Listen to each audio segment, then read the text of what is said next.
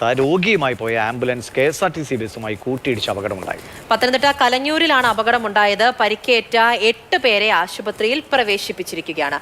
CK Abhilal വിവരങ്ങളുമായി ചേരുന്നുണ്ട്. അഭിലാൽ, അപകടത്തിന്റെ ചില ദൃശ്യങ്ങൾ കാണുന്നുണ്ട്. എപ്പോഴാണ് ഈ അപകടം ഉണ്ടാകുന്നത്? എന്താണ് സംഭവിച്ചത്? വലിയൊരു അപകടമാണോ?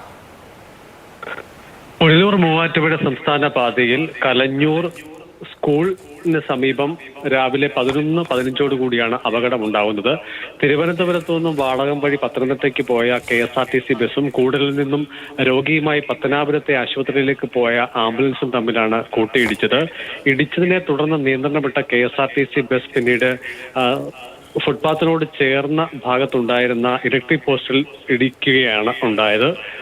മറുഭാഗത്ത് KSRTC ബസ്സിൽ ഇടിച്ച ആംബുലൻസും ഇടതുവശത്തേക്ക് പാഞ്ഞ് കയറുന്ന സ്ഥിതിയുണ്ടായി. ആംബുലൻസിന്റെ മുൻവശത്തെ ക്യാബിൻ ഏറെക്കുറെ പൂർണ്ണമായി തകർന്ന അവസ്ഥയിലാണ്. ഡ്രൈവറും അതോടൊപ്പം തന്നെ രോഗിയുടെ ബന്ധുവും അടക്കം 8 പേർക്കാണ് പരിക്കേറ്റിട്ടുള്ളത്.